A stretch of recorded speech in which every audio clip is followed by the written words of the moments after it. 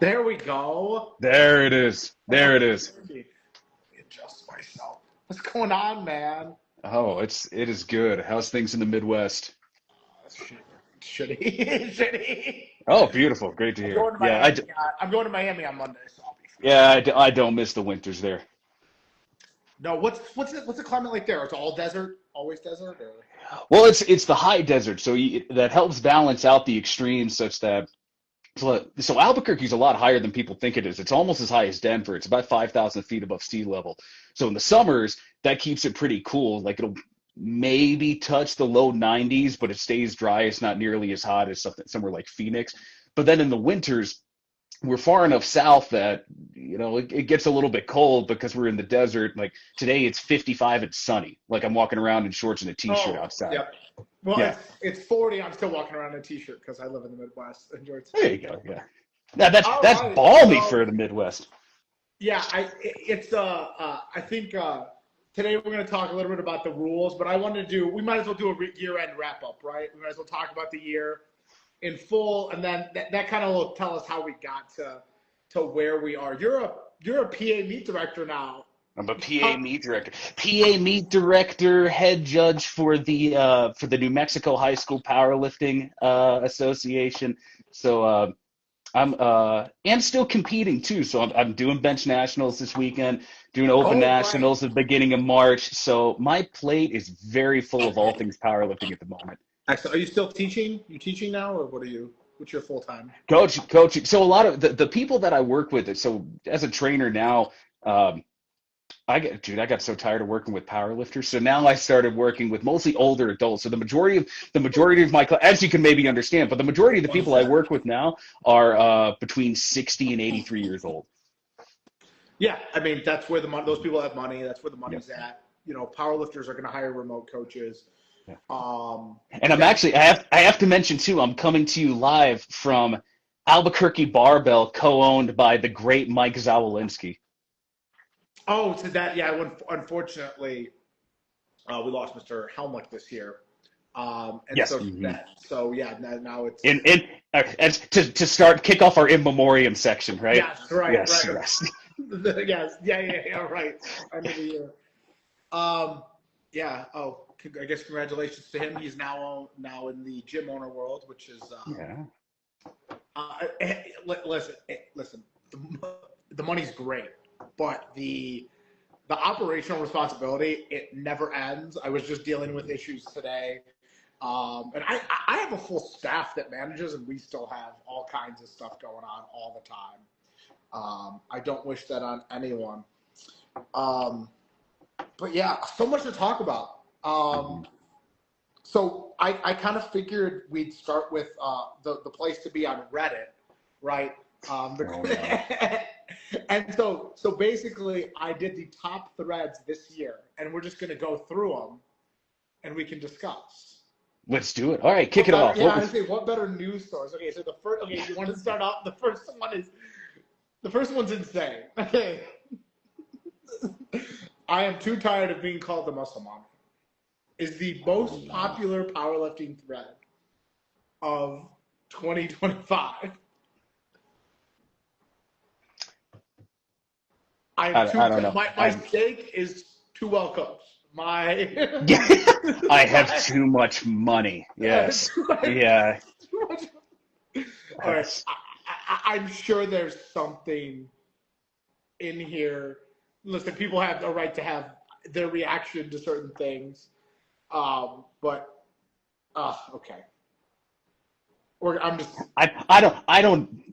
I just don't have anything to say about that. No. I mean, I think it's almost like, do I want to say it's an encapsulation of everything wrong with everything?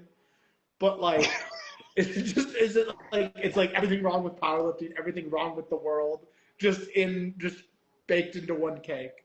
Yeah, that might be beyond the scope of this podcast. For sure. Yeah. Steak too juicy, my lobster too buttery. Yeah, all right. Next one. The next one, this is a good one. This is fun. Sebastian Coyne gets arrested for a battery charge. Domestic violence again.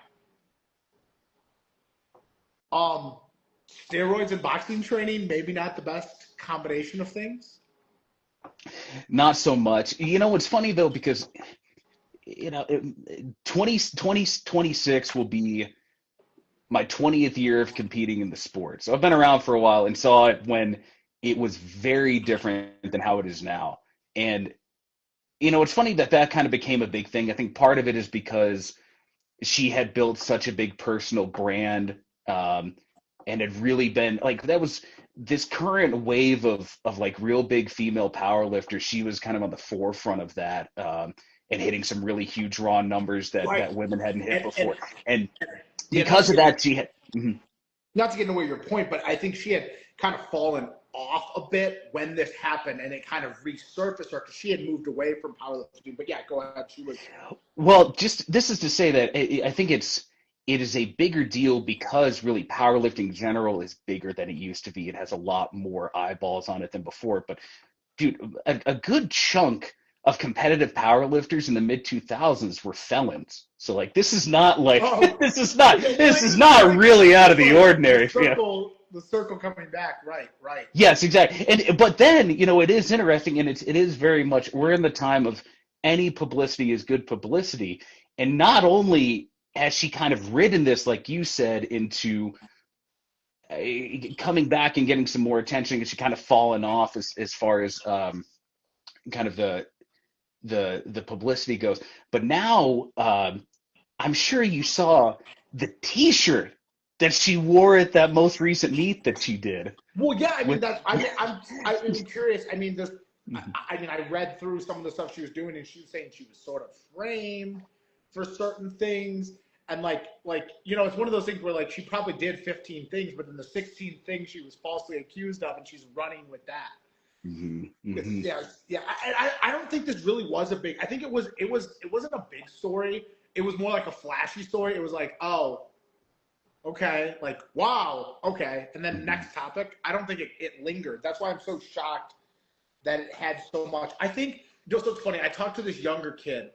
He's big on social media. He benches like nearly 600 pounds. He's an Illinois kid, and he always talks about, and you can debate it all you want. He talks about how much bigger someone like Larry Wheels is than like literally the entire IPF is. Like that one Yes. person. Larry Wheels has 5 million followers. Larry Wheels is like has videos with huge influence. I think something with Jake Paul, like Yeah. huge reach. And he talks about how like, which was kind of antithetical to my personal thesis, though I do agree with what he's saying. Um, and it's so interesting because she almost transcended the sport itself. Right. Um, Right. So Larry definitely, one way to put it, sort of broke containment, right? And that was very yes. intentional, right? Like Right. Yeah. that was because, it's still as big as it is. For those of us, for people within the powerlifting bubble, it's, the sport is bigger than it's ever been, but it's still like, this is still a pretty obscure niche Objection. sport. Go. Objection. Is it bigger than it's ever been? Yeah, absolutely. When What would it have been bigger? what data? 3 years ago? It's much smaller than it Oh, was okay. three No, years ago. we're looking, I'm talking like as Yeah. compared to 10, No, 20, 30, 40 years yeah. ago, right? If Yeah. we're looking, no, not like month to month or even year to year, but just like Yeah, the no, last few I years. understand. Your Yeah. Yeah. prism is, and I respect a lot of people who have these much wider prisms than I do. Hmm. Like my prism is much narrower. Like I got it. Like this is my third year in the sport. Like I have not been in the sport very long. I directed my first meet 3 years ago. If you count the 6 months before that ramping up, I have not really been involved that much. Um, but like the sport has shrunk since I've gotten into it. um, Sure. But it's not at like 2006 levels. You know what right. I mean? Like I Yeah. think that's the big thing. It's like, yeah, it's maybe there's going to be some fluctuations year to year, but the trend overall is still, it hasn't crashed. But going back to the Larry Wheels thing, and even the Steffi Cohen thing, it's like, yeah, these are people that were smart enough to take what they did on the platform and leverage that into something bigger, to where like, yeah, now their following is I mean, Yeah. they're not trying to speak to powerlifters anymore. They're trying to go for your average gym goer to, somebody that's going to a commercial gym and is looking more to somebody like a like a Bumstead or somebody like that, Yeah. right? Like So somebody super who is interesting. bigger than the sport. Yeah. I want to touch on something you mentioned where you cite about getting outside the sport, leveraging their brands. I think that so the more I do the entrepreneurial side and building this thing, I'm telling you, even if we build this thing up, and you've seen this in the UFC, there's not going to be a lot of money from the organizations going back to the lifters. These things are so expensive to operate. Like, I think you're going to see a Conor McGregor-like situation with these athletes where they're not going to make a whole lot of money from the sport itself. They're going to make all their money because the sport is big, the sport is profitable as for the entity, and then there's not going to be a lot of money going back to the lifter. They're going to be like developing their own brands, doing stuff like that. I don't see like huge salaries coming from powerlifting, and we can get into that maybe in another date. Mhm. But the personal brand thing is going to be the future of powerlifting athletes. What it already is, right? Because that's Yeah. like, there's no way that, because even just thinking about the difference from when I got into it, I want to say I can't remember the exact figures, but the WPO, the original iteration of the WPO, was the only organization that was actually itself giving significant amount of money to the lifters. And I want to say the prize purse for the biggest WPO meets might have still been smaller than what you're giving out at a local meet.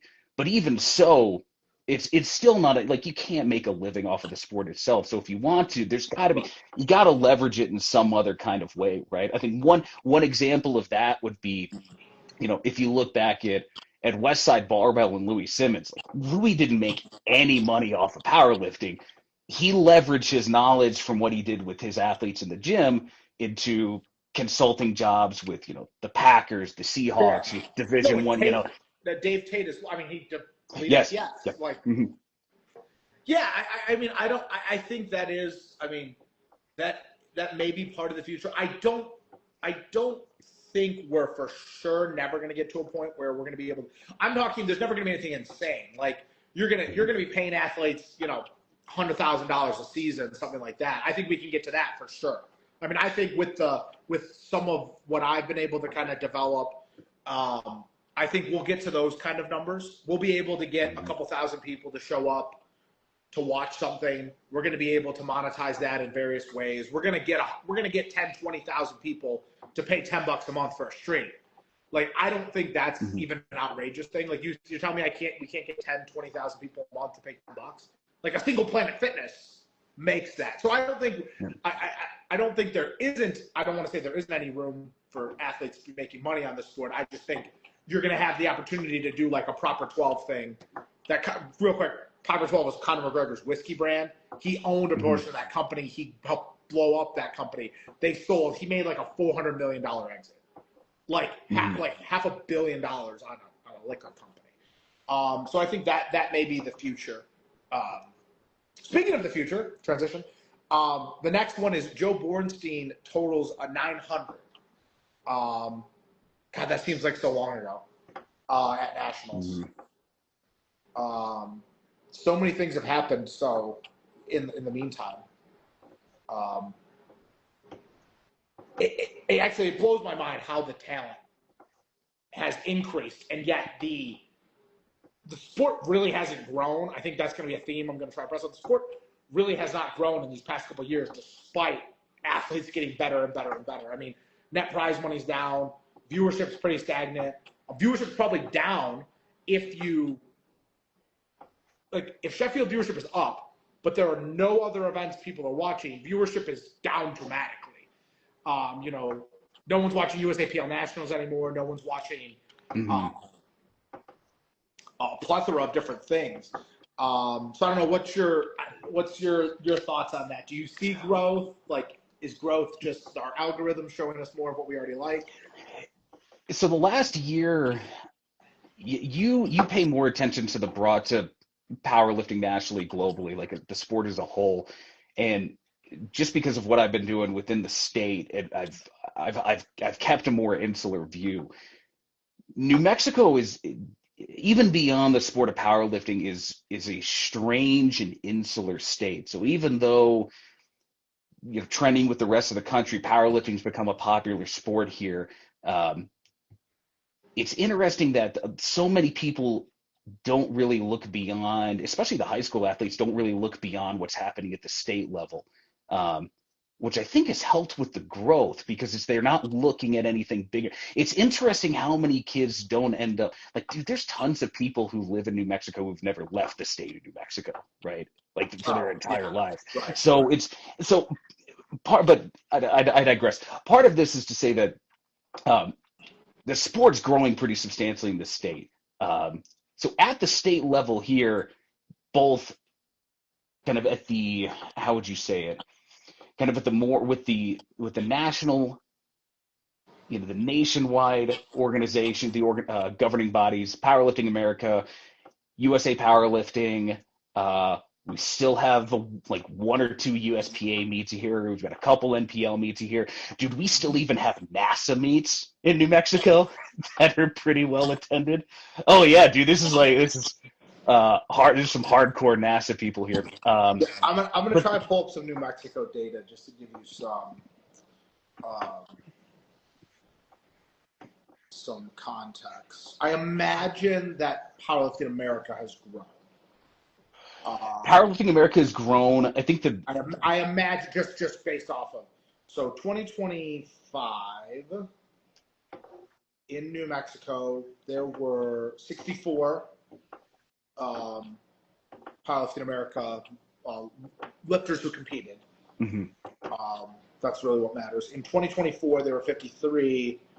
Um, in 2023 there were 35. So there's growth on the PA side. I'm actually going to look at the USAPL side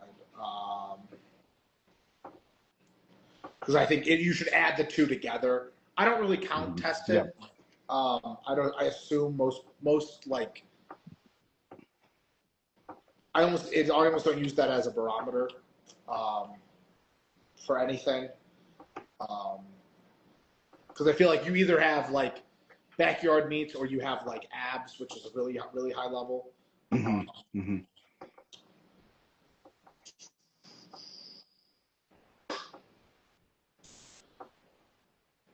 All right. So in 2025 USAPL, there were 73.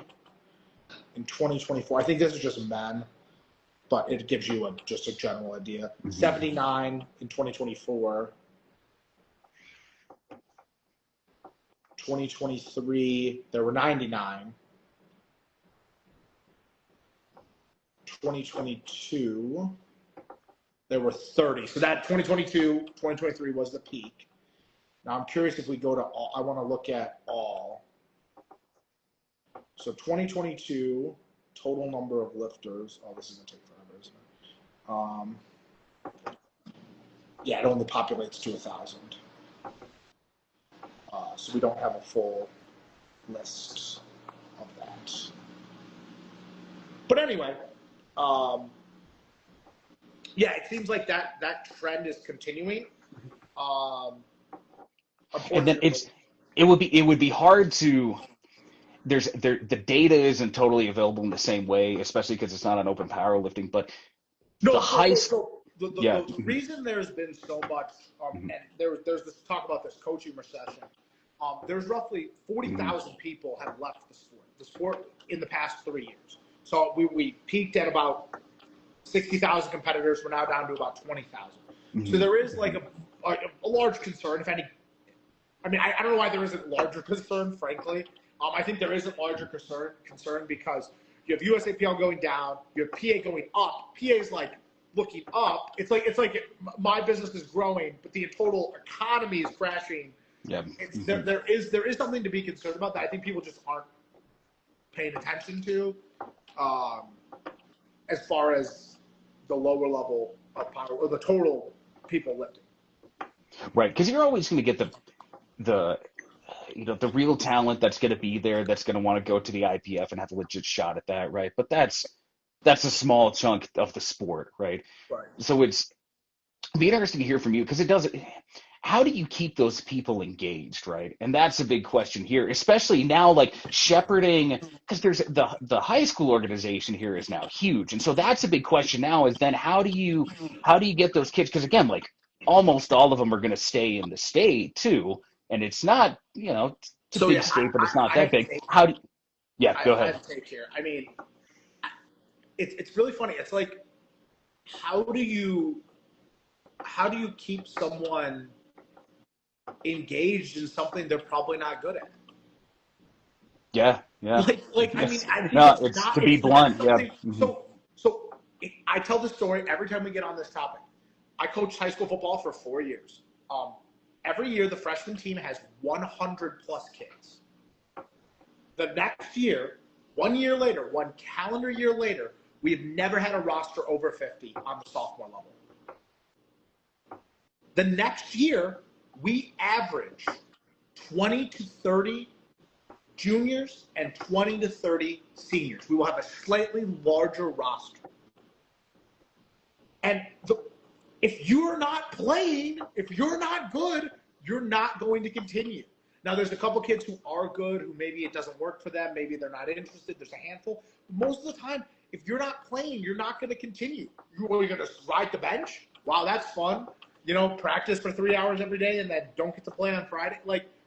I think that there's a similar phenomenon in powerlifting. You get involved, you compete for a year or two or three, and then you find out that powerlifting sucks. It's really hard. Your joint ache, and you can't win.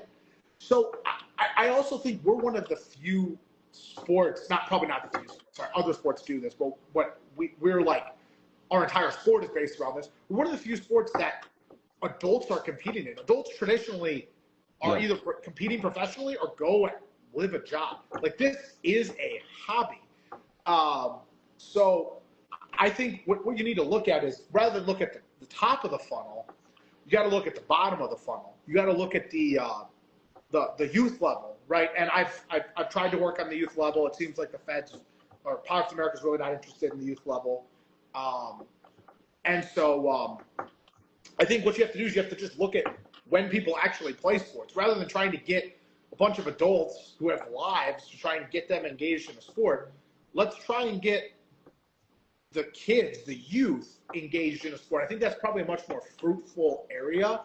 There's also all this data that if you get kids in before 13, they're like 900% more likely to be fans of the sport. There's all these other aspects. And I will be, I've had I don't have enough time to do everything, but I've had long plans to start a Little League powerlifting organization.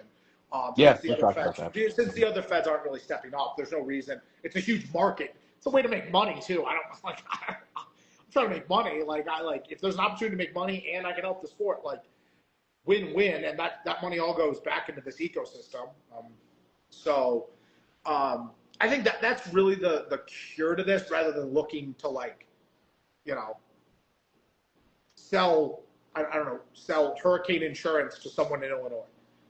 That's what we're trying. That's what you're effectively trying to do. You're selling something to a customer that really sucks, right? It'd be like me trying to sell my hardcore strength training gym to someone who needs a Planet Fitness. It's like, I could do it for sure, but it's probably a waste of time. So yeah. So then how do you, so I guess, is that the answer then to long-term growth? I guess part of it is, because like you said, you're getting a lot of people at the top, but how do you get more people coming out of the bottom of the funnel? And so is that just, you've got to have a longer term time horizon and just get more involved with the youth at the earlier level, and then just expect that the numbers are going to grow, looking 5 to 10 years than year to year, something like that? Okay, well, obviously I have all this. I should probably do a whole YouTube video about this. But it's really, let me give you the cliff notes. Basically, it's really not, there's two things you do. You work at the top and you work at the bottom. The top is, what do you think the UFC did for jiu-jitsu? Do you think there was a bunch of people in a boardroom going, how do we make jiu-jitsu more mainstream? Do we need to work on the grassroots level? No one ever did. That never happened one time. This isn't this is how powerlifters think. They go, oh, we got to work on this. We got to get more people into the sport. No, they had the UFC is this amazing thing. People see it on TV and then they go, I should try that. Okay, I can't do full UFC, so I'll go do jiu-jitsu. It wasn't the opposite way around. A bunch of people didn't get into jiu-jitsu and that grew the sport of UFC. No, you start with we've talked about this, you start with a bona fide professional league that people want to watch on TV. It doesn't have to be the size of the UFC, but you have something out there, something on TV or YouTube or whatever, something people can watch. You have that helps grow the sport and that gets people under a barbell. And then you have the bottom. The bottom is different. The bottom is more of a local for-profit, try to make money. You go to gyms and you say, hey, you need to start a youth lifting program, charge $100 a month. You get a group of 12. They all do squat, bench, deadlift, and then every 12 weeks they do a meet. Mom and dad come, they cheer, they pay $20 to come in. It's a business. It's an add-on to your business. You go to all these powerlifting gyms, you say, hey, be part of this program. And then what you do is, when kids start, they should just be doing it like to try and better themselves, hit a total. Mm-hmm. But then when kids are 8, 9, 10, they need to be going to state and going to nationals. So what you do is you put together a regional meet, right? Parents love spending money on their kids. You put together a regional meet and you put together a youth nationals. I don't think it's a super complicated formula, right? You do the AAU model. You charge a gym $100 a year to be an affiliate. They have to follow this set of guidelines, these set of rules, background checks, all this stuff. And then they go to the state meet, which is next. And then if they win the state meet, they go to nationals. I mean, you don't have to reinvent the wheel. You know, that's how AAU has worked. AAU's what the sports is youth sports a $400 billion industry. Like, yeah, I don't think it's that complicated, and that's going to grow the sport, and that's going to build your talent base. That's going to build your talent pool. You have your talent pool, right? How many ads have you? I mean, dude, I was watching a football game. They had like 6 play 60 ads. Like they love flag football. Oh, guess what? Flag football's in the Olympics. Yeah. I wonder how that happened. Well, yeah, exactly. Yeah. Because one, the IOC is like, wow, 40 million people are going to watch this. That's a check. Okay. There's some numbers there. There's some numbers there. Yes. And we'll get to the rules because we'll talk about that. But like the most assured, quickest path for the IPF to get to the Olympics is to make the sport more watchable. To get more people to watch the sport, that is the surest path. I don't know. Given how greedy, slimy some of these people are, the fact that they haven't reached that conclusion is kind of crazy. I don't know if that's just the nature of the people who are working in the organization, but like that's the conclusion I came to. I'm like, if you want powerlifting to be an Olympic sport, you got to get people to watch it because that's you need eyeballs. Money talks. Money, that's the money, man. You know, I mean, even if powerlifting did get into the Olympics, because like through some sort of, if they ground using the same thing they're doing now and just got into the Olympics, it's still gonna. I mean, do you watch Taekwondo when it's in the Olympics? It's just going to be another obscure sport. Like I watched pretty much all the Summer Olympics, and I think Olympic weightlifting was on like the last Sunday, and it was just the heavyweights. It was just the highlights. It wasn't like, it doesn't take centerpiece. You still have to watch it on one of the 4 alternate channels. It's not on NBC. So yeah, we'll get into that. But speaking of rules, one of the stories from today, this year, was no more stiff sleeves. They made the executive decision to ban stiff sleeves. Now, this is hot button stupidity. Like this is just an example of just no PR skills, no marketing skills, no storytelling skills. Like there are better ways and to not alienate your large sponsors, alienate your member federations, and alienate your athletes all at the same time. It takes quite a skill to do that, right? So yeah, that ended up getting reversed, but that's one of these things that you scratch your head and go, what were they thinking? So how do you roll out that rule better? What does that look like? So, and I think this is going to go into the same discussion of the new rules that came out as well, right? Because you had rightly pointed out, these did not come out of nowhere. these had been voted on months ago. So it's not like they just No, no, no, somebody no, woke no, up. no, Yeah. no, they had not. I was saying how it should have gone. They were not Oh, voted on months ago. No, oh, no my kidding. point on that is maybe other people got confused. Okay. Because that story was shared around a lot. It got a lot of views, so people were sharing it around. Maybe people were confused. I was like, why are people sharing this around? This isn't like that good of a take. Maybe because people were confused and like, yeah. So like they just announced like what's funny is USAPL did the same thing. Like they'll just oh, here's a new rule book. Like they do the same thing, and it's Mm-hmm. like, Mm-hmm. or they. I remember when they did it, and it was like people were losing their minds. But like, it's a very simple process. Sorry, I don't want to get you sidetracked. We were talking about getting like a better process. So it's really simple. Yep. You have an approved list for a reason. If you have equipment, you send it to the IPF. The IPF checks it to make sure it meets their technical specifications, and then it's approved for the cycle. If the IPF messes up, the equipment is still approved. Like unless there was like a material change in the actual product along the way that's caused, like sometimes manufacturers can bring different products. I know Hanzu had this whole like thing, or Inzer had this whole thing about their sleeves and how it was fine, and like they were getting really technical with it. But like once something's on the approved list, it's approved until the end of the cycle. And then how things are going is how it should go. The cycle ends. You notify all your people you're banning this equipment, and that's it. I mean, it's like I never understood why it came to a head. I don't know why. I mean, the way they communicated it was insane. They sent the letter out to the member federations, and thankfully someone leaked it. And then like the companies didn't tell the companies, and the companies are like, "What do you mean these are now illegal?" Blah blah blah. And then when the lawsuit started, that's when they ended up reversing. I'm so shocked.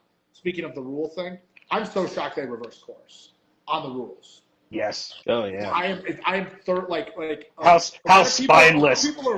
People are rubbing it in my face, and like because I said there's no way. People are rubbing it in my face, and I guess rightly so, that like I was like there's no way. And I think this is maybe just an example of the rule thing. The rollout was so bad for both of these things that they had really no choice. I think enough, not even enough people had backlash. I think if you just looked at it as like a normal person, you're like, wait, we have the largest powerlifting America meet in the Federation's history. It's happening at my gym this weekend, and the rules were going to go into effect last week for this meet. Like, one, with no guidance on how to enforce them. Super. Just it's process first. If the process had been better, I think. I mean, I think this maybe goes to a larger issue, which has been an issue for a long time. Is so much of the again, obviously the last 3 years, whatever. But again, going back 25 years ago, and how much the sport has grown, you still have a lot of the same people in the IPF that are calling the shots and running the show. And so a lot of this growth has been by accident, right? Like if anybody, like really, the IPF largely no, has like CrossFit and Instagram to thank for their right? growth, No. right? So And I gotta make a quick point here. Is like if your employer gives you a 3% raise and inflation is 5%, you took a pay cut. Look at every other sport. Every single one. Has any sport gone down? No. Every single sport, because of the rise of streaming, because of the rise of sports betting, every single sport, women's basketball, full shot, full effect, women's basketball, the New York Liberty are worth $400 million. are they really? $400 million. Good Lord. Insane valuations. Okay, now remember, there's a finite number of them available, right? There's a finite number of professional sports teams available. And if you're a billionaire, you want a sports team. Also, there's all these tax games. There's accelerated depreciation on these teams. So, like, some really rich guys can buy these things tax-free, and they have a really valuable asset they can buy tax-free. That's usually a good combination, right? They trade at 10 times revenue. There's very few businesses that aren't franchised. Like a McDonald's trades at 10 times revenue, and that's like one of the most established franchises in the world. So, like, the IPF is in a very high growth industry and has not grown very much. So it's very interesting. I mean, at this point, we had a really, really great year this year. At this point, our revenues have exceeded any powerlifting. The single gym location has exceeded any powerlifting fed on earth. Like my single location gym is larger than any sort of federation, which probably is why a company like SBD, which is even larger than my gym, has so much influence over the sport, because the sport is just so small, and money is what greases the skids. So yeah, very, very interesting. But this is to say, maybe kind of tying all of this together is, like you said, we've seen there's been a decrease, there's been a dip in the amount of lifters over the past 3 years. When, like you said, across the sports across the board are growing, even the obscure, even the smaller, weirder ones. Like I said, flag football's in the Olympics, which is outrageous. You fucking breakdancing is it? in the Olympics, Is it right? But that's outrageous? Is it outrageous? It's a game women can play. Like, it's got both genders. It's an incredibly popular. The NFL is trying to expand internationally. I think when you're talking obscure, I think you can bring in breakdancing, bring in rock climbing, but again, those are really entertaining things. So those are like I'm right. tuning in to watching those things. So I think you say that, but it's also like you really have to think about all the pieces that go into that. But I guess where I'm going is, like we're sort of at this inflection point, right? Of if do we want the trend to do we want to fix this trend where it's coming back down? It seems like in order to do that, like you need some real change at the top in a lot of different ways for a lot of different reasons, right? Yes. Listen, talent matters. The UFC is not the UFC without Dana White. Like, I say this all the Yes, time. there you go. Like, I made a joke with someone at Powerlifting America who would not be named. I'm like, there's one person in all of Powerlifting America, all the administration, that I would hire to work for me. Like, there's one. Like, there's none of these people would be qualified to come. Like, if I was starting a professional league, I would not hire any of these people. Like, it's the same thing with the IPF. I can't imagine hiring any of these people to work for me.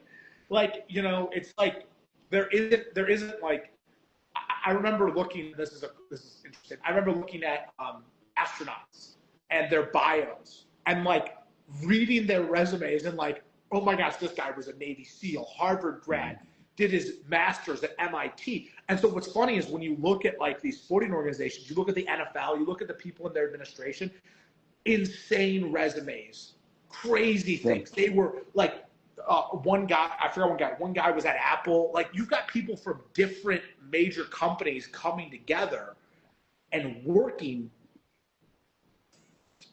to move the sport forward. Now, they have all the money and all the clout and all these things, but like, talent matters. Like, who's your head of production? Who's your head of marketing? What people can you bring in? And this will be once I raise enough capital, that'll be like my main thing is like, who can I bring as a head of production? Who can I bring in? It's a startup game. You got to find the best talent, find the best people. Who's the head of sponsorship? Those kind of things. But yeah, I mean, but back to the main point I've been making this entire week, the videos I've been making, the posts people have been talking to, is people are expecting the IPF to be some organization it's not. Am I going to go work for the IPF? I have like maybe enough time in the day, and I have enough of a financial investment to maybe want to go do that. I'm one of like the few people who has enough talent and also has like the investment and the flexibility to even want to do that. Like, there just isn't, no one's going to want to go work basically for free for an organization where you got to fight 50 different interests to get something done. Like, it's just not even, it doesn't even make any sense. That's if they would hire me in the first place. Fair enough. I agree. Really what they need to do is just pull it out of the fucking tax haven that is Luxembourg, and we need to pull the headquarters back to the United States. That would solve a lot of problems. I mean, that's one that's never going to happen, but I don't know if that fixes never say never. I mean, I don't know if that fixes the problem. I mean, I've always kind of had this vision where the IPF just needs to be the international body, and you need to have an investor, or you need to have a for-profit entity running things domestically. You need the NBA and you need FIBA, and you need them to be separate. Like you can't have the IPF running the entire sport. It just doesn't make sense. You can't have an international. I mean, FIFA does not run all of soccer. FIFA runs the World Cup once every 4 years. That's exactly what the IPF is designed to do. Every 4 years, there should be a World Cup of powerlifting. And everyone should go from all the domestic leagues around the world. They should go represent their country, blah, blah, blah, rah, rah. And then they should go back and maybe there's every 2 years you have a Sheffield type thing. But just doing a world championship every single year, I mean, I don't think it's economically viable. I don't think it makes much sense unless you were going to completely change the viewership format. Which I don't think would be a bad idea. You could do that if you want to keep it. I mean, I'm the team guy. You know this. I mean, it's no secret. I don't like. I like aspects. I like flavors of the international. I don't. It doesn't. There's no example of a sport where the entire thing is international. Could you give me one example of a sport where the entire thing is international and it works?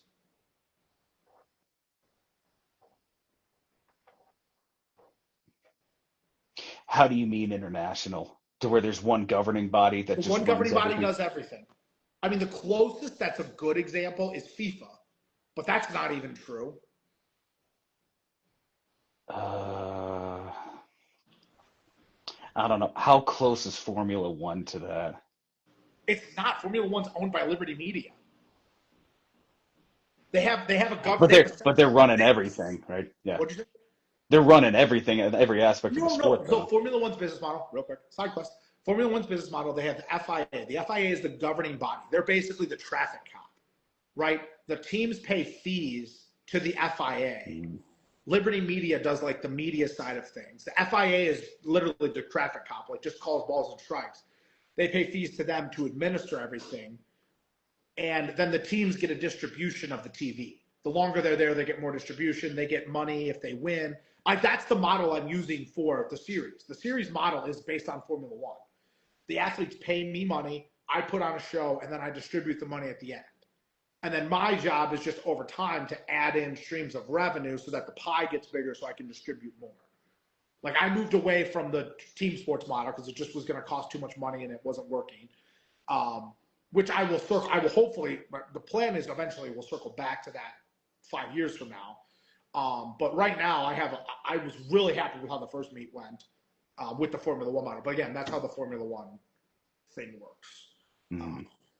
But yeah, that's not an international governing body where you have member nations and stuff. It's not.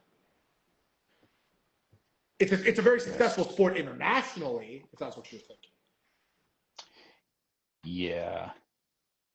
No, that makes sense. All right. It would not be as even close to remotely successful if it was run by an international governing body. Well, what made it easy was essentially just one dude that ran it for the longest time anyway, but that's Bernie, right. No. And so here's actually what's interesting. So like if you really wanted this to work, the IPF would have a board and they would hire the best CEO they could find. They would pull someone from Formula One. They would pull someone they wouldn't hire a slime ball. They wouldn't hire someone who's their friend. They would hire the best CEO from another sport they could find. What I would do is I would give them 150, 200 in base salary. You can afford that. And I would give them the most insane compensation package ever. I would I would make it so if they hit their goals, they would be a millionaire. I would make it so insane. And I would say, go cook. And I would give them, they would need money for their staff and stuff. And the staff would also need to be part of that incentive package. But you could do it. Like you also, all the people on the board have to be smart enough to do it. They have to be willing to do it. But I think this happens in pilots in America. It's like I think everyone on the board just wants to be involved and wants to have a say, and that's a problem. The best thing you could do as a board is hire the best CEO possible, and then just give them metrics, give them performance bonuses, give them goals, and then just let them cook. Like that's another problem too. Do you think I want some idiot breathing down my neck if I were running things? Absolutely fucking not. No, I run things the way I do, and if it stops working, that you only intercede when things stop working. When things stop working, then Mhm. you get involved. But if things are going good, there's no reason for anyone to be involved in anything. The CEO has their team, makes the decisions, then reports to the board on the progress. I mean, it's basic corporate structure. It's been going on forever. All the best companies. You think Elon Musk like really listens to his board? Like, absolutely fucking not. He goes to the board. He says, "I need you to approve this $1 trillion pay package. I'm going to hit these goals," and they go for it. That's what you want. You don't want to be Mhm. involved if you're a board member. You just want to supervise. But anyway, it's not going to happen, Yeah. but it's fun to talk about if it could happen. Have some faith. Have some faith. It's not impossible. No. So I've rather than I've tried. I've made a very concerted effort to try and get involved and try and help. It hasn't worked, and that's fine. It just means I have to carve my own path. Like, it's like rather than just trying to keep fighting this battle you're never going to win, carve your own path. I've set up my own things. I'm happy to work with Powerlifting America as long as it serves my interests. Same thing with USAPL. I was happy to work with them as long as it serves my interests. But yeah, that's where I'm at right now. But let's talk about these rules, Sebastian. Oh, you really want to talk about the rules? I want to talk about the Okay, let rules. me find it. Let me open them up. Yeah, we can circle back to the other hot topics. Do we? And then here's the question: do we want to start with least popular or least controversial to most controversial? What direction do we want to go in here? I don't think any of this shit is like Well, I need to do. it There's a shouldn't video. be. There's It a video I want. shouldn't be, is what I'm saying. There's Yeah. a video I want to make, um, where I ask like gym members who know nothing about powerlifting, like Mhm. if you think this is an important rule. I gotta find the actual. Oh, here we go. Okay. So the one that was probably actually mattered, that actually was going to like change outcomes, was the upper body thrust. Yes.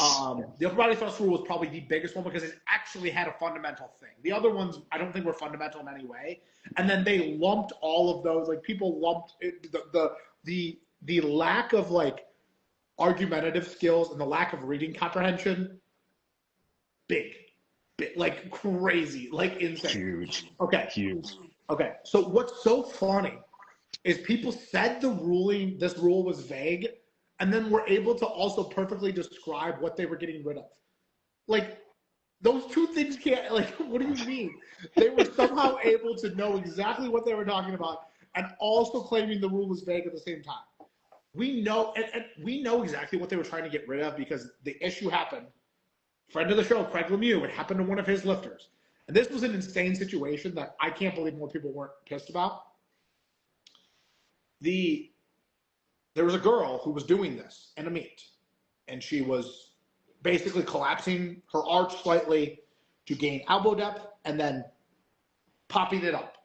They were smart. They figured it out, and that's part of sports, right? You get as close as you can to the rules, and then boom. That's how sports work. If you're a referee and you're in administration, what you got to do is you got to go this, you got to clap, awesome job, and then you rewrite the rule book, right? Now, let's go back to what we talked about earlier. The chief problem with this is how it should have happened. 30 days before the NGB, the technical committee, in consultation with athletes, coaches, there's a famous scene from The West Wing where they're doing the State of the Union, and he's like, I forgot what he says, if someone like Bill Nye, if Bill Nye writes us a memo, we'll read it. Anyone who wants to like contribute to the rule book should be able to contribute to the rule book. The technical committee should then read everything. Stuff the president says is more serious. Stuff that I say is less serious, right? Mm-hmm. You take in all that information. You meet as a committee. You decide which rules. You present those rules to the National Governing Board as a whole, right? They have 30 days for public comment. You have 30 days to read through all this. There's a lot of people reading these. Some people might go, oh, I don't know about that. Some people might go, oh, that's good, blah, blah, blah. You get plenty of time to do all things. You plenty of time to gauge public reaction. At the NGB, you vote for the rules. You vote them, you put them in the rule book. They're effective January 1 of the next year, and they're effective for the entire calendar year. That's how the NFL does it. They have a rules committee. The rules committee puts the rules together. The owners vote on it. It requires a majority of owners to put a rule into effect. Right? The reason we have that is because in order to change the rules, it has to be so drastic that a majority, 66% of people want to change the rule. So you change the rule, you make it effective January 1st. It's really not that crazy, not that complicated. The fact that they're not able to do something like that is really insane. I think it speaks to the incompetence, right? It doesn't speak to, like, I don't care if these people are old. There are plenty of smart old people I know. There are plenty of dumb old people I know. They're just dumb old people. They just happen to be old.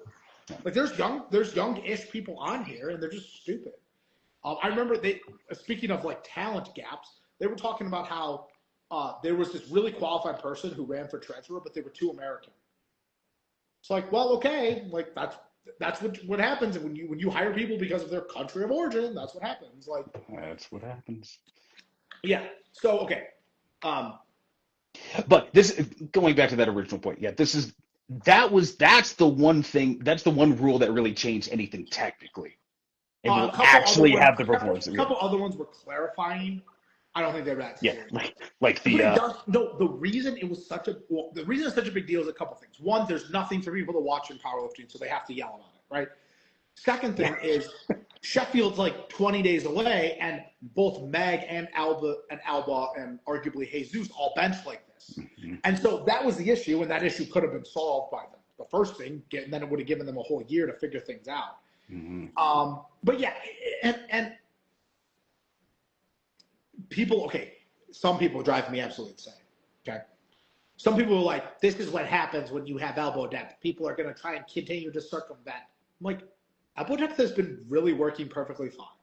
Like, I don't know why people continue to, I don't think elbow depth goes far enough. Some rules don't go far enough. I don't think elbow depth goes far enough. I think it would actually make it better and easier if the elbow had to be below the bench line. The bench line stays static, right? So if it's below below the bench, it's really easy to judge. You can also now judge it from the side because you can see the bench from the side. It's like there's multiple things that get fixed with that. That's my opinion. I know some people would say some biomechanic, blah, blah, blah, blah, blah. I'm like, I don't care. But I see how this is like playing whack-a-mole, like the elbow depth, because you can't get rid of elbow depth now. Do you know how stupid the bench presses look in the USAPL compared to what we have now? You used to not be able to tell because you saw the 0 ROM ones all the time. Now that you don't see them anymore, when you see one, you're like, oh, shocking. That's why we got rid of this. It's like you needed to see what it was like. So yeah, we're not going back. Elbow depth is not going away, guys. The rule does need to be rewritten and reorganized, and people need to figure out. But we're not going back to giant arch, no ROM benches. It doesn't look good. Okay, I don't know how people think it doesn't look good. It probably isn't safe. People try to make it a gender thing because women have huge arches. Women have seemed to adapt just fine. This rule is probably unnecessary. I think from a viewership perspective, those benches look good. They just look like a woman just pushing a fuck ton of weight. It looks good. I don't have a problem with it. I don't really even see. I think the biggest argument was that it was just too fast, way too fast. Yeah. Mm-hmm. And I don't think it's necessary. I think this is one that they should try and rejigger a little. Maybe just to save face. They probably have to do something just to save face. But I think they can find a way to make it a rule, non-rule. Like make it about leg drive. Make it about your butt can't lift at all or something. Make it, I don't know. Do you want to go to the next rule? Let's go to the next one. What's next? Okay. Okay. So necklaces and similar accessories must be properly secured underneath the t-shirt and should not be placed in the mouth at any time when the lifter is approaching or on the platform. Okay. So, this one's interesting. So let's start with the uncontroversial part. Okay, the chain cannot be in your fucking mouth. Oh my God, I promise I'm not a boomer. I was on a live stream and I'm like, chain in the mouth is an automatic red line. You couldn't have your chain in the mouth beforehand. That wasn't, you weren't allowed to do that. They were just that was I hate unwritten rules. There are no such thing as unwritten rules. If it's not written, it doesn't exist. Mm-hmm. Otherwise, you could just write whatever rules you wanted, right? Yeah. Necklaces and similar accessories must be properly secured underneath the t-shirt. So here's the thing. I'm not saying I necessarily agree with this, but I'm making an argument. If you have a metal chain on and you have the barbell on your back, and then the chain gets stuck under the bar and the bar falls down, can that potentially cause injury? I don't think it's likely. I think it's like, that's why I think it's so stupid to kind of get rid of, because I think it's so minuscule. I'm trying to think about the safety argument that can be made. Is there a safety argument that can be made? Is it something that even needs to be addressed? You're talking about a sport that doesn't pay its athletes, so there's probably other things you need to address.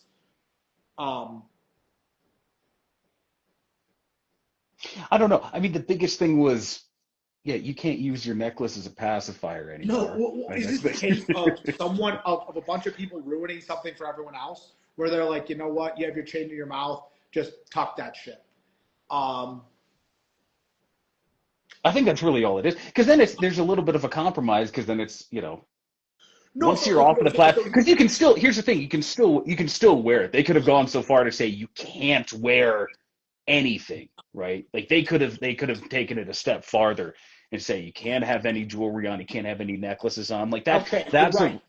that's because that's a rule for the high school meets here is you cannot wear any jewelry of any kind. So even like you can't wear earrings, can't have anything on nothing. You can have nothing on. So they could have taken it that far. Yeah. Yeah. Now, there's a couple interesting parts of this. I don't want to get too much into the real sports world because people lose their minds when I talk about real sports. But like the NFL used to allow people to, like write things on their eye black, and then people would write ridiculous things on their eye black. So guess what? You can't write anything. Rather than each single thing banning, they're like, you know what, you can't wear anything at all. So I think people are obviously very emotional. People are very emotional in the sport in general. And people were saying, oh, this necklace is symbolic to me. Like there was even one where someone had died and it was their necklace. And like you're like, oh my gosh, that person can't wear that anymore. Like that's crazy. And you just have to separate the personal things from competitive sport. Like you just kind of have to separate those two things. And like, okay, one is, I think justifications for these rules is probably a good example. Why can't your necklace be out anymore? What's the reasoning? You need to tell us the reasoning.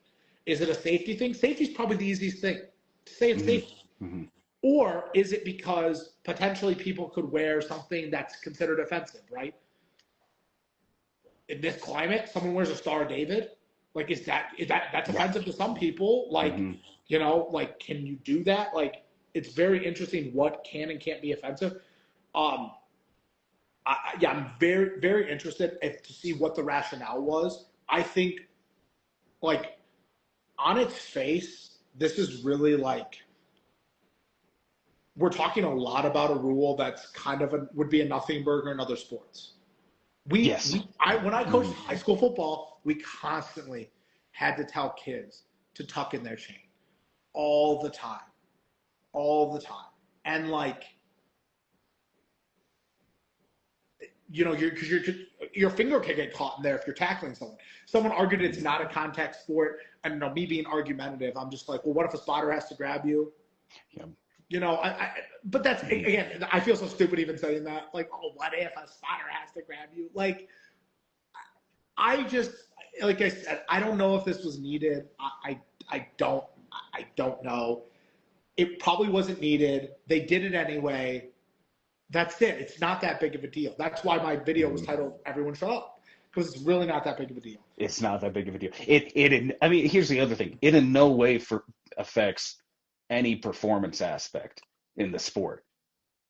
Certainly. It's So so, okay, yeah, that's that. I mean, right? It does not improve performance in any way. yes, Some would yes. argue. That's what one of the people said. They're like, it's part of my soul. This necklace. I'm like, Oh my God. oh fuck. Then you Oh, got a disordered soul. All right, we're whatever. done. We're so cooked. So then do we want to go to what's the next one then? Do we I'm want trying to to pull talk up the about, thread. well, the next one then, if we want to go just into, if we want to stick with the ones that are getting the most attention, the celebration one. Okay, so that's probably one of the worst reading jobs, collective reading jobs of the powerlifting community as a whole. Okay. I need to read the actual rule Mhm. so people don't fucking. Yeah, let's be totally clear about this before Yeah, we no, it's start really discussing important. it.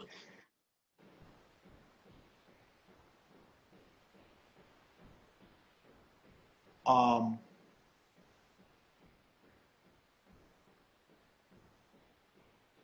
okay, someone good. Someone's got a thread of all this.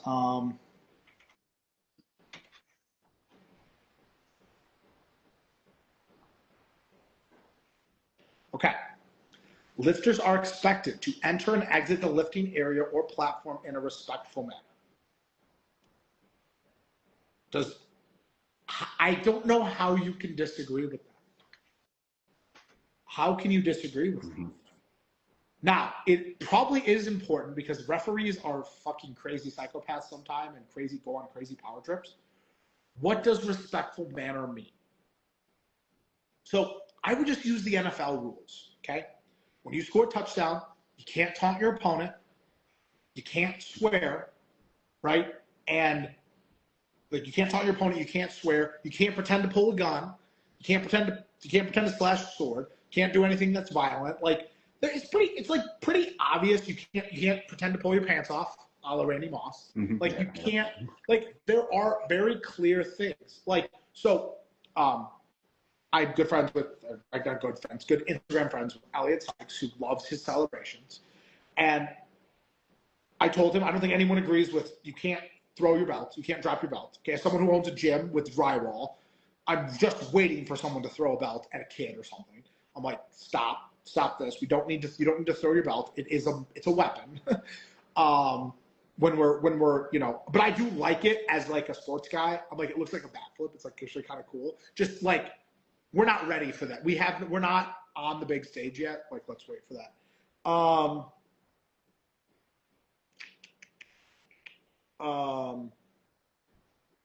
Yeah, any conduct that may be harmful. There just needs more clarity on this rule. It does. But But it the way clearly that people, doesn't ban celebrations. Like one thing it correct. clearly does not. It does not ban celebrations. If you say you're not degrading the sport, right? I really hated how people just Dude, like straw manned the shit out of it. oh Like my it was god, just unbelievable. So okay, so there's this Russian kid who's a mutual of mine on here, and pretty strong raw lifter, and he put up this video of like, would this be a good or a bad lift based on the celebration rules? And it was him stepping off the platform and like doing a little bow after a deadlift. was And I'm he like, joking? Was it sarcastic? I couldn't tell, and all Russians are just lie all the time anyway. So, Yeah. but I told him, I said, this is not what it's for. And he goes, well, what's it for? And I'm like, well, part of it is like to keep people from throwing equipment on the platform after they're done. And he goes, is that a thing? I go, yeah, it's a thing. So I think there's some people that are genuinely like in their own little bubble or like mildly autistic enough to not be aware of that. But no, it doesn't ban celebrations. I mean, yeah, absolutely. There's nothing wrong with that. But I think like I said, like you said, I think the NFL sets a good precedent, right? You can't do anything that depicts any acts of violence. You can't specifically taunt one of your other competitors. You can't use your equipment as weapons or anything like that, right? You can't scream and swear on the platform. Like that's when it goes so far in the New Mexico high school powerlifting meets. If a kid swears on the platform, that's a DQ from the whole meet, you know. So that's right. we go pretty far, yeah. Yeah, Like so that's already okay, something again, that that's so funny because I was about to transition too, but it cannot be something. So if someone like, I think it's very like, it's very clear what needs to be like. If you draw a gun and like point it at someone and do this, you should be DQ'd. Like not even red light, you should be thrown out of the meet. Yeah, yeah, yeah. Mm-hmm. If you throw your belt at this point, you should be thrown out of the meet. I don't think that. I think that's not terrible. You can't throw things. It takes a conscious effort to throw something, right? You take your Yes. belt off and it drops, no big deal. But like to actually throw something takes a conscious effort. Um, I'm trying to think through like all the yeah. It's just, I mean, that's what you're a judge. It's your job to adjudicate these things. Like Yeah. it's your job to use your best judgment. I think the problem people have, and rightly so, is that these people tend to have pretty bad judgment, and there's like cultural differences with the international people. Yes. Like Yeah. yeah, and like and poor training too. Like I've been a referee for 2.5 years now, and I've never received one email about new rules. I've never received continuing educational training. Like you don't receive it. Like so like Mm-hmm. I think there's people are like upset about what could happen because of the environment as opposed to what actually is being said. I think that's more the thing. Yeah. And It's rightly it's a so. lot of what ifs. Yeah. Can we just be a Yeah. little more more genuous about this? Like, Mm-hmm. we're concerned because we've seen people act like this before, and we need to like act differently. Like, there's a video some kid posted, and this kid was being a prick, but he posted a video of a referee yelling at a kid at nationals to walk out the back of the rack, and the kid posted it like, and the referee was being a dick. The way he communicated was a dick. Like, there's a way to communicate. Mm-hmm. Remember, these lifters are paying $220 to lift at nationals. The referee who's employed by Powerlifting America should probably have better customer service than that. I hate that. Mm-hmm. I hate that. I literally instruct all my referees. I go, if I ever get into, if the customer is always right, even if they're wrong, they're right. You need to treat them with respect. You need to treat them with a level above. If they're motherfucking you, you act politely and you come get me, and then I'll deal with it. I'll handle it. And because I know how to do customer service, I know all this stuff. So like referees do need to be much better and much more courteous. They are very crass at times. I've seen it firsthand. I've never even done a meet, and I've seen it firsthand. How people can be sometimes. Yeah, I'm reading this right here. Someone said, I think the not stepping forward stuff is that you don't pass out and trip onto the center rack, which I've literally seen. So Yes. Yeah. Yeah. So Yeah. Absolutely. Yeah. while you're like, oh, it seems dumb, like walking out of the front of the rack, it's like you just squatted 800 pounds, you might trip over the thing. I mean, again, I feel like such a. Do people not have a little bit of agency? Like, can people not walk out the front of the rack? Do we really need to ban that? Because I've also seen my training partner Jose. I'm like trying to defend it, and I really can't. I mean, it's just Yes, because here's another thing that it might address too. And again, part of the problem was this was, as you brought up, so much. These were all presented like without any context either. Yeah, right. Which is the problem. No context, no comments, right? Yes, and so like here's another possibility too is.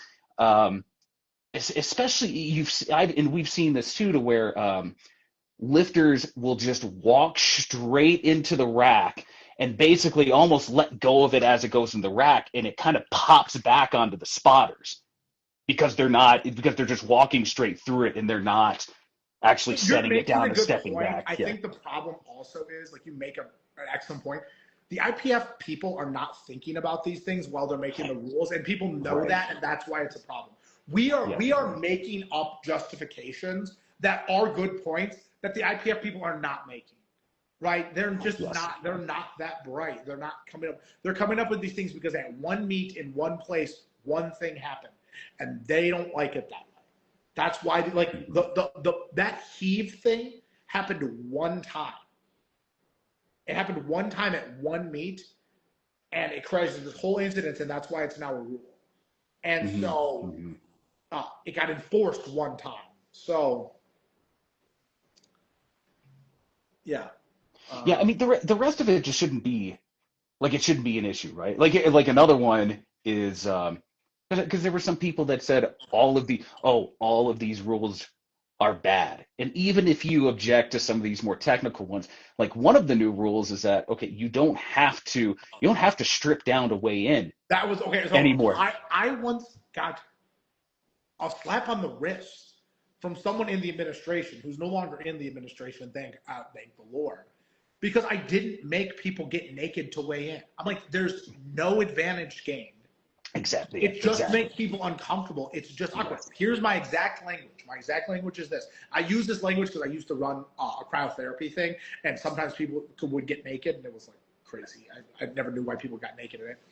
I would go, dress down into whatever level of clothing you're comfortable in. It's very easy. Dress down to whatever level of clothing you're comfortable. Some people are comfortable being naked, and you can do that. It's within the rules.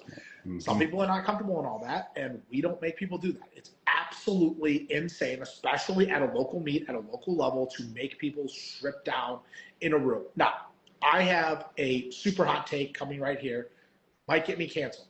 I think there's a little bit of like creeperness that has existed in powerlifting that I've observed personally. Okay. Well, Why? okay. Why there are certain like the drug testing thing in the USAPL? Why do officials in the USAPL have to do the drug testing? There's third-party companies that locally do drug testing that aren't like that. Like, there's always been this level of like real creepy stuff. You tried to interrupt me, but I'm gonna say my point. People are just fucking weird sometimes. And I think that's what it came from. People being fucking weird. People are weird. Well, I was just going to add on to that. I mean, you look at the former president of the IPF, and you want to talk about creepiness, right? No, just adding on to no, there definitely has been, and I think a lot of this, again, trying to tie back some of the rest of the conversation we've had is we're at this inflection point. If we really want to keep growing beyond, I think we might have. Been a little bit of a decline, but you could maybe more generously say it's a point of stagnation. If we want to break through that, you need to have a broader perspective on what makes this more accessible, what makes it easier for people, and little stuff like that. I too, because people are like, oh, these rules are why the sport isn't working. I'm like, no, these rules are not why the sport isn't working. It's not working because I can't bet on it. There's no food, and the event is 6 hours long. I don't give a fuck about the rules because it's not. You're not making it entertaining. You make it well. I'm not saying it's just the rules. I'm saying there are a lot of little things that you can do, such as these rules, which can help, right? So, like, your goal when you're doing rules, first and foremost, is safety, right? You don't want anyone getting hurt. Sure. That's first and foremost. That's number one. You want your rules to be safety. Safety first within some reason. I think there does need to be some element of risk, right? That's why. That's sport, yeah. Sport, there's some element of risk. You want safety. Next thing is you want parity, right? Rules create parity. That's why the NFL is so obsessed with changing the rules. They are obsessed with editing the rule book. They edit the rule book more than any other sport. I mean, maybe they're just more prominent with the changes, but every year, new rules to make the sport more exciting, more parity. Parity is the key to every sport, right? And people may think like, oh, it's because the NFL has like all these different elements and speed and all these things. Like, no, the NFL is the best sport because it's parity. You don't know who's going to win any given day. Any team can win any given Sunday, and it happened all year long. All year long, teams who had no business doing anything were winning games, and that's why the NFL is so exciting. Same thing. That should be the primary focus of rules. Should be to create parity. How can we get the best lifter and the worst lifter closer together, right? That should be the goal of every single rule, basically. And then fairness as well. Fairness and parity kind of go hand in hand. The fairer you can make it, that's the same thing. Fairness and parity go together. But yeah, I mean, that's what rules should be about. I think also the ability to adjudicate as well. Like, rules should be adjusted to make it easier to officiate, make it easier for the fan to watch. I think so. I've obviously tweaked a lot of things in a lot of meets, trying to make the sport more watchable. I think we've gotten really close. The biggest thing, actually, let's make up a segment. What rules would be changed? The biggest area I see for improvement is you need to cut down the number of lifters. I think between 16 and 20 per session is the perfect amount for a viewership-based event. If you are trying to get people to watch, it should be between 16 and 20 lifters. Now, what happens is the lifters go, that's not enough time to rest. We're not going to lift enough weight. I mean, it doesn't matter how much weight you lift if people are turning it off because it's 5 hours long. Yeah. Like it doesn't matter. You got to make it like that's the first and foremost thing. They should put a cap on the session length, and then just do 2 sessions a day. Do a session on Saturday and a session on Sunday. I'm going to watch 3 NFL games on Sunday, and they're 3 hours long each. It's just you need to break up each one. That's the first thing. The second thing is something has to be done about bench. Bench just kills the momentum. It's almost like we got to get rid of the 3rd attempt. It's just got to be 2 attempts. I flirted with the wild card attempt idea, but I still think that creates issues. We have to figure out some solution for bench. I don't know if it's shortening the time people get, but we need to shorten bench by about 1/3 of the time. It's just still a little too long. But those are the main rules. I would be if you really want to attack rules, I'd be attacking length of competition. I would also try to find ways to make it more competitive between lifters. I think Agatha is far too good. Far too good between other people. How do we nerf her? Like that would be what I'd be looking at. How do you make that more competitive? Like if you're really talking about growing the sport, right? And then people don't like to hear that. Wait, you're gonna nerf someone? It's like, well, if it's not competitive, then yeah, it's boring. Yes, it's boring. Listen, it's exciting the first time, but then the 5th time, it's like no one wants to see a blow up, right? Yeah, it's boring. It's not, and so it's fun. It's funny because it's in some ways, like you said, people like to see dynasties, but in some ways they're bad for, especially if they're just totally untouchable. It's not really good for a sport. I mean, going back to Formula One, which rewrites all this shit. That's exactly what they do. Oh, Ferrari and Schumacher are too good. We're gonna nuke their advantages so they can't change tires anymore. That's so funny. I mean, that's why I'm so big on the team thing, because theoretically, what would happen if you had Agatha? She could be the best lifter in the world, but you're gonna have a salary cap. You're gonna have a limited roster size, and you're gonna have to adapt. She's gonna take on most of your salary cap, and then you're gonna have there's a reason all the free agency exists, salary caps exist, drafts exist. All these things add parity to the sport. Those are things we don't even have in powerlifting. But yeah, I mean, these rules, like I said, these rules are milquetoast at best. They aren't going to negatively impact the sport. They aren't going to positively. In fact, these rule changes have positively impacted the sport. You know why? Because it's generated probably 10 million impressions. Yes, because it got attention. Yeah, you have to be changing every fucking rule for no fucking reason now. I don't think people understand. I mean, I'm like, okay, what insane unpopular thing can I do to get everyone to mention me? It's the second time it's happened this year, the stiff sleeve thing, and then you just reverse it, and they just go, no, we're not going to do that. Never mind. Yeah, because the attention's already there, right? The mentions are already there. The eyeballs are already there, right? Yep, and then you look like the hero. You're like, oh, we listened. Organizational people. Yes, yeah. Very democratic. Yeah, there you go. Right. But I think, is that, okay, what else? That's most of the rules. I think the other thing. Okay, so in competitions where designated international broadcasting partners are present. Wow. The interval between disciplines can be adjusted. Yeah, I mean, I actually think 10 minutes is the standard, actually. I think that's a little too short as a spectator. I think I need a little more time between to kind of get in line, get a stack, whatever, go back. I don't think it was shorter than 10 minutes at World Games. Maybe. But it doesn't, depending on the size of the session, you kind of do, but don't need that. I don't know. Anything to speed up the sport. The sport needs to be sped up by default and then can be slowed down. Okay. Is there anyone that thinks the sport is the proper pace? If you do, you're wrong, first off. We need to make the sport as fast as possible and then slow it down, right? Yep. Let's try making it an hour. So I've been with people's attendance spans, I'm like, let's make it an hour and a half. and then if that's way too fast, if that's not enough content, then we can pull something back. I think 30 minutes per lifting segment is plenty. 30 minutes for squats, 30 minutes for bench, 30 minutes for deadlift, and then 10 minutes in between. That puts you at an hour 50. Like that's like almost like the perfect movie runtime. And then when you have like your final, that can be a little longer. But dude, I'm telling you, and I want to get to the Sheffield talk because I went to Sheffield this year and Sheffield's coming up. Like that meet is too long. It's 5.5 hours. I went there, I saw it. It's just too long. It's a long ass. And that's 5.5 hours for how many lifters too? 24. It's actually they just take too long. Yeah, 24 way too lifters long. should take about 3 hours, and that's probably the proper run. At the most. There's a lot of things that go into that. One, it's a very long walk for the lifter, and like that's very dramatic. And then also,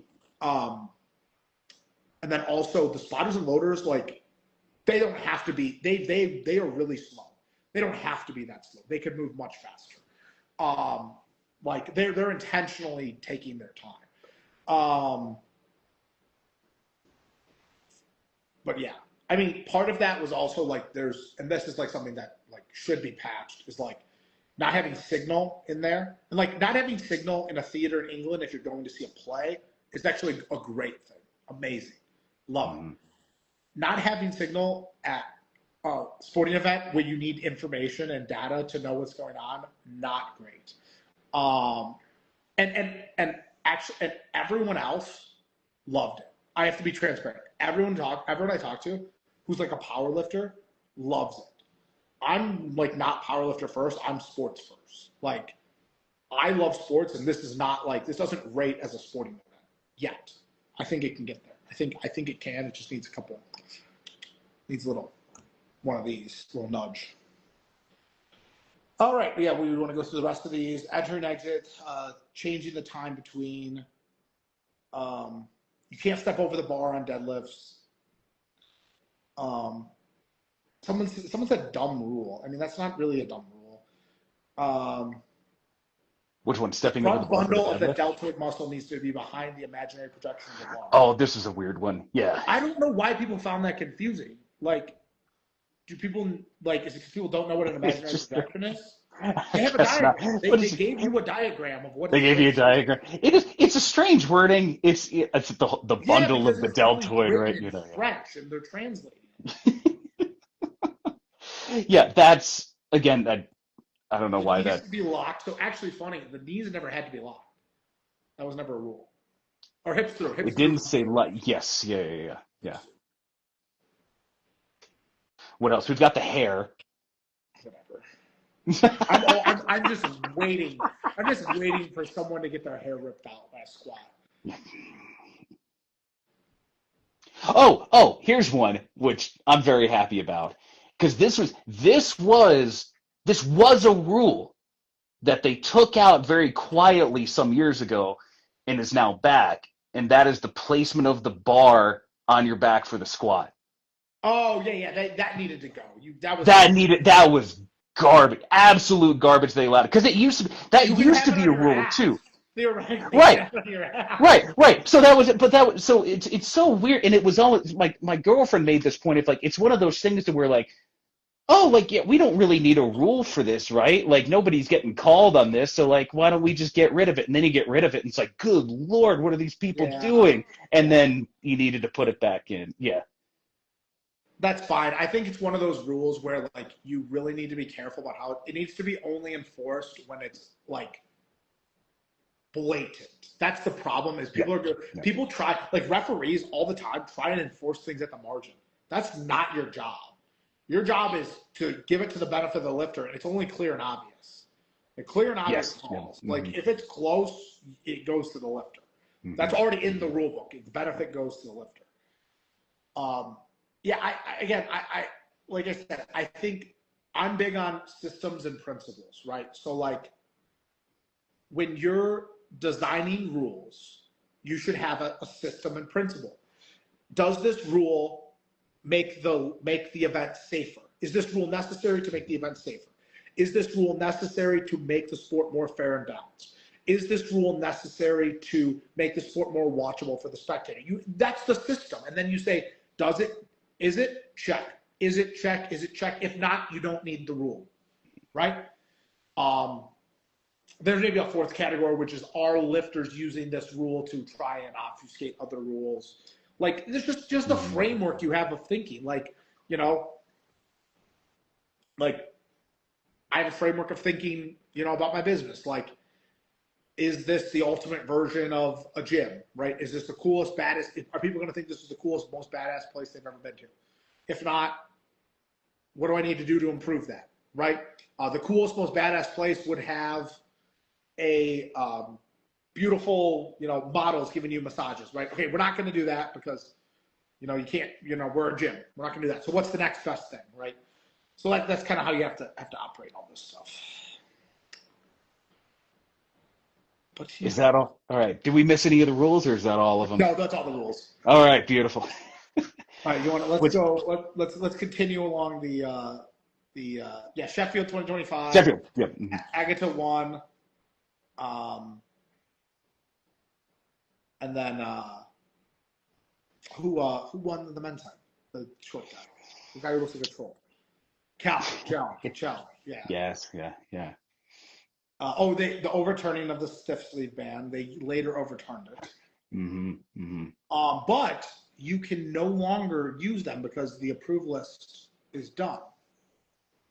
December 31st. Oh, that's super interesting.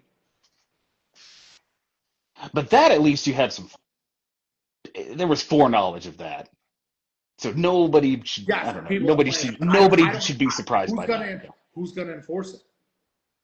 Yeah. Like seriously, like, are you gonna enforce it? I can't tell the difference in a meat. We're gonna do a little like specimen sample in the middle of a meat to make sure it's a certain amount of neoprene. Yeah. So it hasn't been updated. God, what a fucking. Okay. I've ran a gym for 6 years.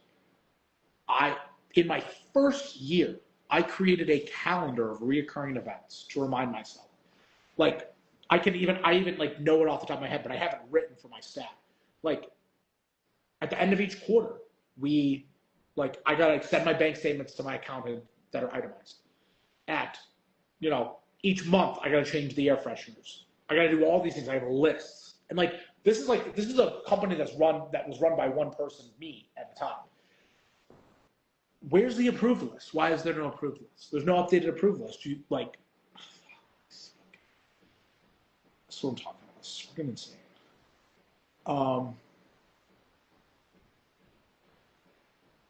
Crazy stuff. Yeah, so there's no approved list. It's not updated, so you can use whatever you want. That's right. I'm on the equipped side, so it doesn't matter. Jesus hit the heaviest total of all time. Yeah, he's back. That's good to see. I honestly heaviest unequipped total of all time. He's pretty close. Oh, he's not. No, he's not. He's like 300 pounds off. In multiply? No, single play. Single play. He's way off of Blaine's best total. Oh, right, because I forgot you could bench like 1,000 pounds with one of those. Yes, you can. 1,003, in fact. Is Equip done yet? Are we done? No. If anything, okay. So a little insight into this is, so are you familiar with Lifting Large? The apparel brand. No, that's Lift Large. So Lifting Large doesn't have they've got some of their own stuff, but it's owned by Mike and Teal Edelman. Mike's been in the sport for about 40 years. They primarily sell, they were the first distributors of ER racks in North America, and they still sell them. They've been around forever, but they also sell Titan equipment. And so, and they're based here in Albuquerque. So I see Mike all the time. It's really convenient if you're an equipped lifter, because you can just go to their warehouse and they stock everything. It's like, let me see if this bench shirt fits, and you grab it there. But they are selling more squat suits and bench shirts than they ever have before, and they've been in business for close to 30 years. Who are they selling them to? Hell if I know, but people are buying them, so it's. Yeah, interesting. I think where a lot of that, where the equip stuff is coming more on the even single ply. Right now, it's in the untested feds. Is where a Yeah, I lot mean, of if that you're telling me growth is. WPO, I mean, I don't have data on a WPO. Like, if they're growing, sure. But even single ply, which is interesting, and a lot of those people too. It's weird because it's just because they're competing untested doesn't mean that they're taking stuff too, right? It could be a matter of convenience because of where they live, and that's Well, yeah, no, those are I the mean, if feds you're that are there. equipped, if you're That's multiply, you don't have a choice, right? It's all, if you're multiply, yeah, you don't really have a choice. yeah. Yeah, exactly. Yeah. Also, good luck trying to walk out a squat in a multiply suit. So you got to go where there's a Oh, monolith. right, right. Yeah. It's no, it's far. And I don't think it's dead. I don't think it's dead. It will be I mean, we'll see. We'll see. Raw Worlds Yeah, no, was I still mean, pretty listen, sick. Or Equipped my, Worlds was still my, pretty sick. Yeah. my take remains the same. It's like if people are paying money to show up and they want to lift in a, in a straight jacket, they can lift in a straight jacket. That's what they're choosing to do. Um, but yeah, sorry, the story of the year, which is Gaston hiring prostitutes. Um, like, It was only the story of the year if you didn't know about it already. well, no, that's I just can't believe it wasn't a bigger story because it was like everyone was like, yeah, he had prostitutes. I'm like, wait, what? What? Like, I've met Gaston. He's literally like the Swedish chef from Muppets. Like he's quite literally the Swedish chef. Like he literally talks like the Swedish chef. Like talk about people you don't need running your organization. Like listen, and that's why I'm like I've been disenfranchised for probably the past 2 years about the sport, and then I get sucked back in. But like I've been so disenfranchised because you meet the people in charge, and you're like, what? Really? What? And then you hear people in the organization talk about the people in charge and like talk about how incompetent they are, and you're like, then get rid of them. And they're like, well. It's just crazy. Yeah, it's absolutely insane. Like it was basically the mob. Like it was mob action type shit. Like But boring, right? Like that's the thing. It was like mob action, but like nobody was really benefiting. Like there, no, at there's least the there's mob, other at stuff least the I can't mob had there's other lucrative stuff I businesses, can't right? there's Like other stuff I can't talk about where there's been like theft of like people paying off other people. Yeah, there's been like sure, there's yeah. there's there's bad stuff like that's really probably harmless. I mean, that's probably why the sport is in the place it is. I mean, I still don't know the answer to this, but I genuinely think there is a formula where like when we find the right combination, the right length of event, the right format of the event, the right location, the right environment, I just don't think it's been synced together. I think there's a syncing that needs to happen. It's like trying to develop your business model.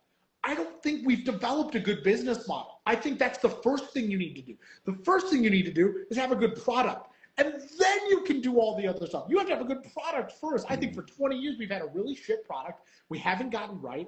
I'm the first person I think to try to get it right because I don't work with anyone else. I just go, what do I want to do today? Oh, I'm going to make teams.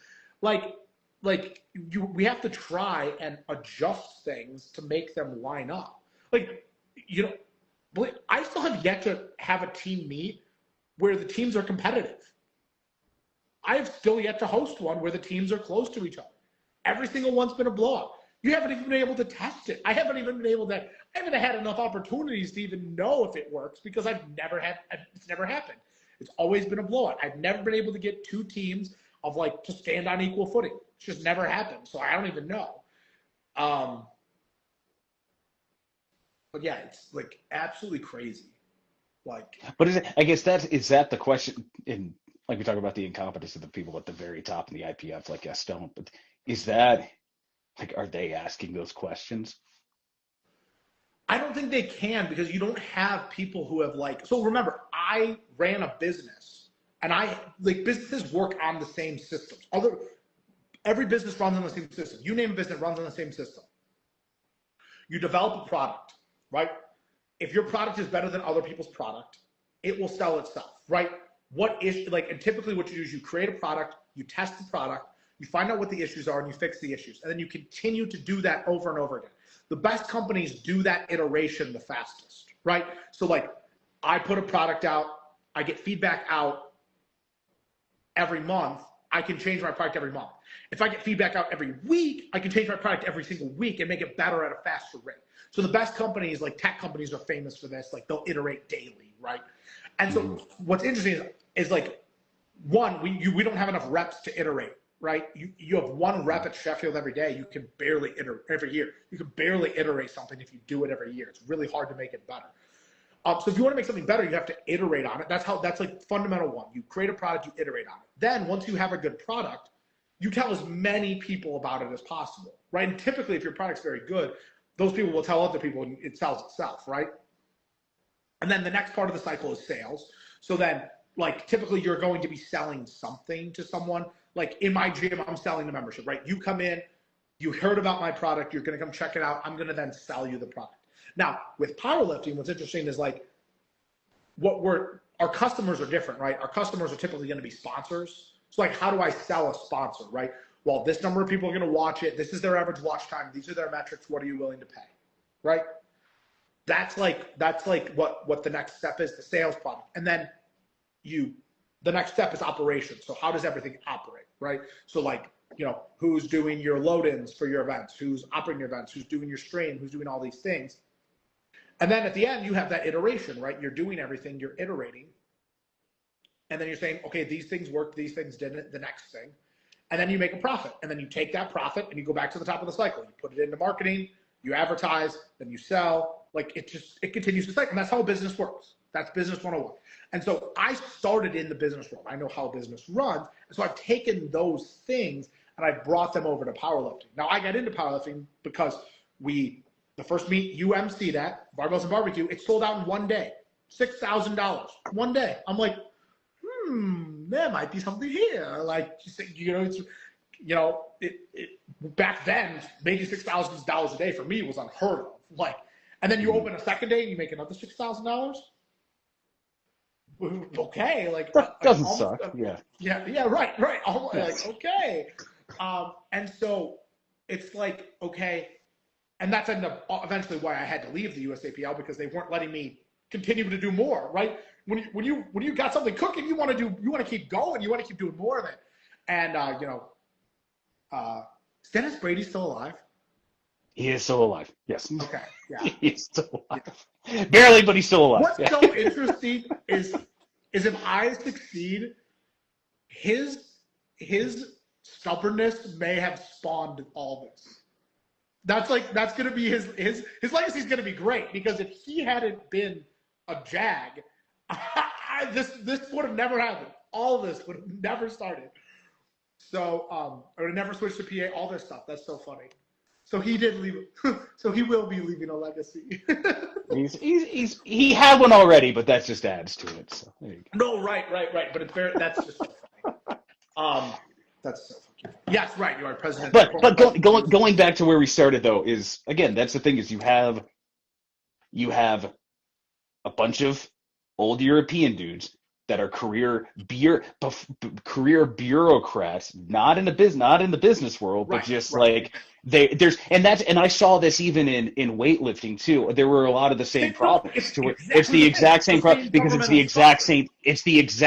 exact same people too. It's just these people that are like, there's a whole ecosystem of the exact same people that are just, that don't really have, that don't have that mindset of thinking like, how do we grow this? How do we make this a better product? Like, this other stuff. I think they do, because everyone talks about it. I just don't think they know how. Like, I wouldn't have known how if I didn't spend the past 6 years eating glass, trying to learn how to do everything. I wouldn't know either. I just don't think people know. I talk to Robert Keller.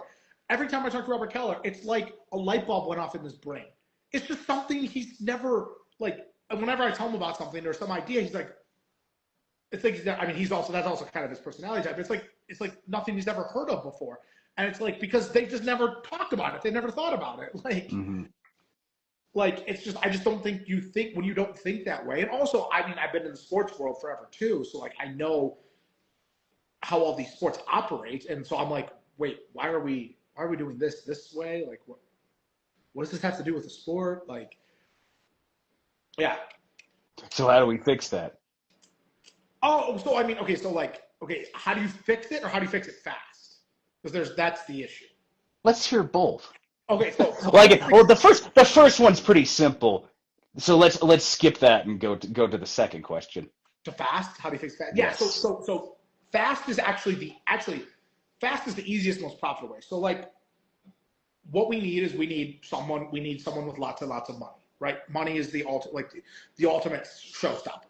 We need 10 million, $10 million probably. $10 million gets you enough money to basically buy the sport, right? You can buy every single top athlete. That's the key. That's my issue right now is I can't buy the talent I need to do everything else. I have everything else.